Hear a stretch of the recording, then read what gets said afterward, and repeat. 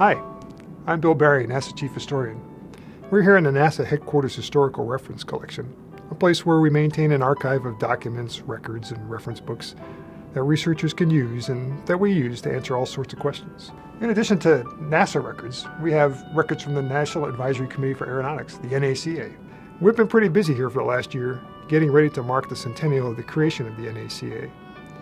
But the importance of the NACA is not just a matter of old books and dusty records. The story of the NACA is one of incredibly dedicated people, pushing the cutting edge of new technologies and doing that in new and creative ways. It had such a revolutionary impact on our world that we hardly notice it these days, but you might not have guessed this from its modest beginnings. With the passage of the Naval Appropriations Act on March 3, 1915, the NACA came into existence.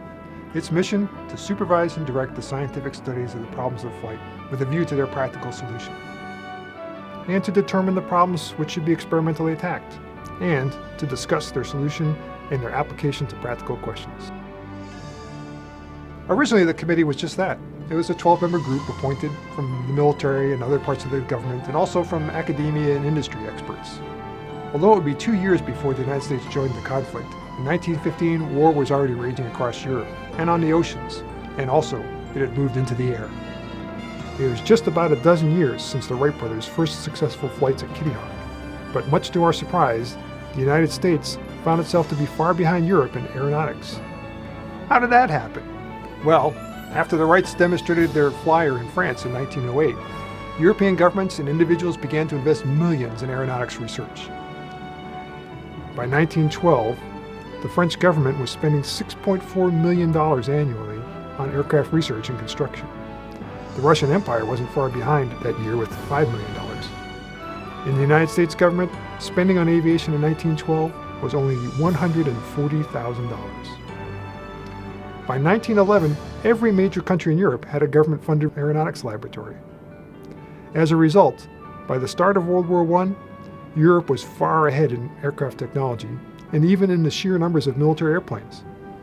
When the war started, the French fielded 1,400 military airplanes. Germany, 1,000. Imperial Russia had 800, and Great Britain, 400. The United States at the start of the war, we had just 23 military aircraft. The United States was certainly not against technology at the time. After all, by December of 1915, Henry Ford had rolled his 1 millionth car off the assembly line. Silent films were all the rage. But between the Wright brothers' patents and a lack of government interest, we lagged far behind Europe in aeronautics and wound up having to use European aircraft when we entered the war. At the first meeting of the committee on April 23, 1915, they selected an executive committee to manage the day-to-day issues. Charles Walcott, secretary of the Smithsonian Institution, was chosen as chairman of the executive committee. And even though the committee members were not paid, their meager $5,000 budget did not go very far. For the most part, it went to pay researchers in academia and other government agencies. The committee would issue a research authorization on a topic that it thought was of interest, and others would do the work. Executive Committee Chairman Walcott and a group of others had much greater hopes. Walcott made it his business to push for the construction of NACA research facilities. It was an uphill struggle. President Wilson himself opposed, but Congress voted in favor of adding $85,000 to the NACA budget for a laboratory in 1916, and work on it finally began in 1917. It was named in honor of Walcott's predecessor as secretary of the Smithsonian, the Langley Memorial Aeronautical Laboratory, and it rose slowly near Hampton, Virginia, until it was completed in 1920. Eventually, the NACA would grow to a total of 3 major laboratories and 2 major test facilities. Just before World War II, Ames Research Center was built in California's Bay Area. This was quickly followed by the Aircraft Engine Research Laboratory in Cleveland, Ohio.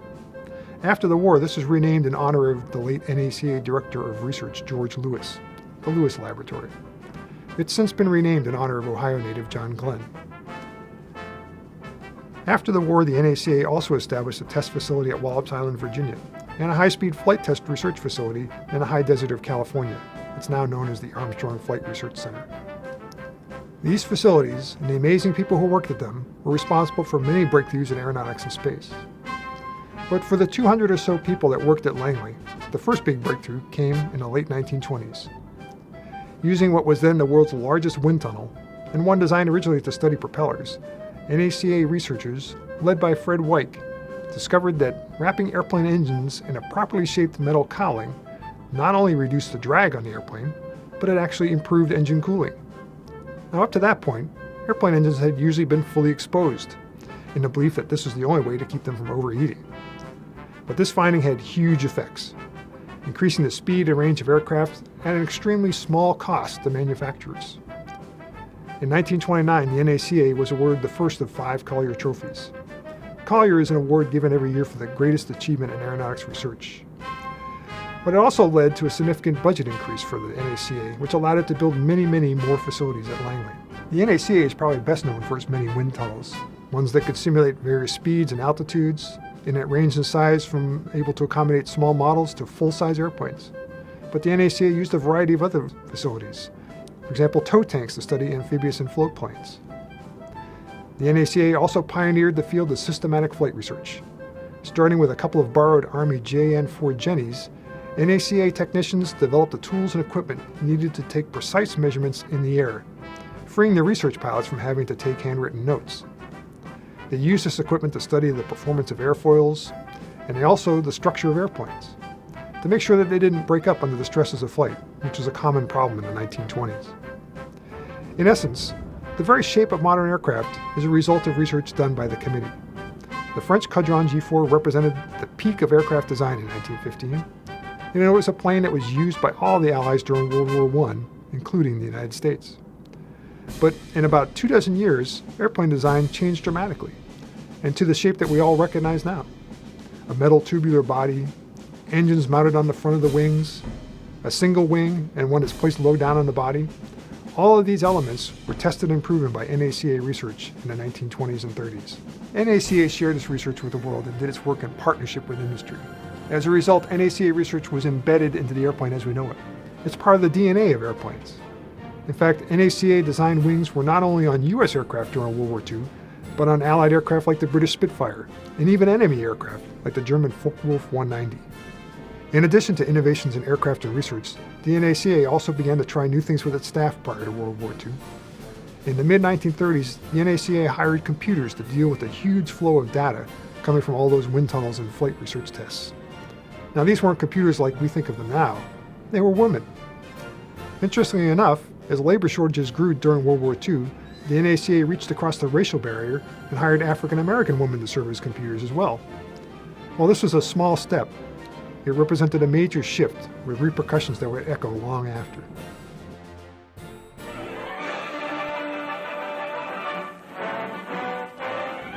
World War II changed a lot of things, including the pace of work done at the NACA, and the kind of work being done as well. Virtually every aircraft flown by the United States in the war was tested and improved in the wind tunnels at Langley and Ames. Engine performance and reliability was also raised to new levels by work at Cleveland at what's now the Glenn Research Center. The cumulative effect of all this work had a huge impact on the course of World War II, and it gave the Allies an important margin in ensuring victory in the air. After the conclusion of 2 world wars, the jet age had arrived, and NACA was at the cutting edge of this technology as well, with flight test improvements and various developments. The NACA established a new type of partnership with the Air Force and Bell Aircraft to build a research craft aimed at achieving supersonic flight. In 1947, Air Force pilot Chuck Yeager would be the first person to fly supersonic in the Bell X-1. This work won the NACA, along with partners the Air Force and Bell, their 3rd Collier Trophy in 1947. The best and the brightest were tackling these problems and moving forwards towards conquering the hurdles of high-speed flight. But other NACA researchers were turning their minds to the edge of space and beyond. Even in the late 1940s, the NACA was becoming a space agency. One of the most critical breakthroughs in that space research was made by Harvey Allen. One of the Langley cadre that had helped set up Ames Research Center in 1940, Allen was the chief of the High-Speed Research Division at Ames by 1945. And in the summer of 1952, he developed the blunt body concept. Now, it had long been assumed that re-entering spacecraft would be pointed like artillery shells, or like Buck Rogers' spacecraft in the 1930s. But early experiments with designs of this sort proved disastrous, as re-entry vehicles were unable to survive the intense heat of re-entry. In another one of those counterintuitive NACA insights, Allen proposed that a blunt body shape would set up a shock wave ahead of itself and therefore keep the heat from reaching the vehicle. Instead, it would be dissipated on the shock wave. His 1952 paper on this proved quite controversial. But since the military was also interested in this question for building nuclear missile warheads, the work was classified and not well known until the late 1950s. Nonetheless, Allen and his team proved his theories in the wind tunnels at Ames, and in the process, defined the shape of all spacecraft that followed. Allen's blunt body work was not only obvious in the space capsules of the 1960s, but was also incorporated into the X-15 and various lifting bodies in the space shuttle. And today we can see it in commercial crew vehicle designs like the CST-100 and the Dragon space capsule, and also in our future capsule for deep space exploration, NASA's Orion spacecraft. Between its creation in 1915 and its recreation as NASA in 1958, the NACA's systematic approach to the problems of flight made fundamental contributions to the worldwide development of aeronautics and beyond. The NACA is in process of great change.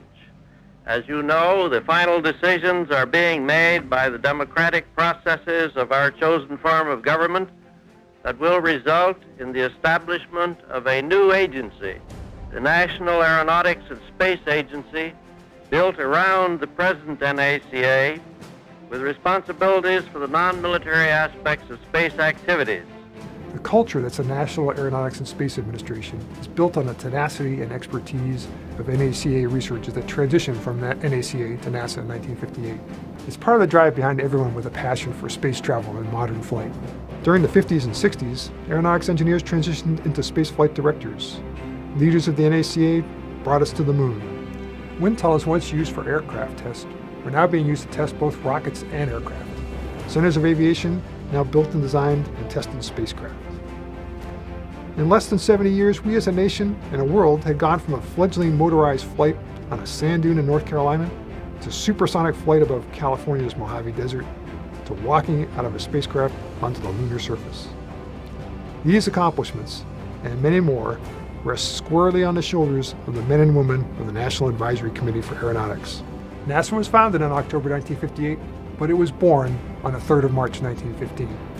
This legacy of excellence continues in NASA, where not only are we on a journey to Mars, building on the legacy of NACA engineers, but we continue to push the boundaries of performance and efficiency in the air.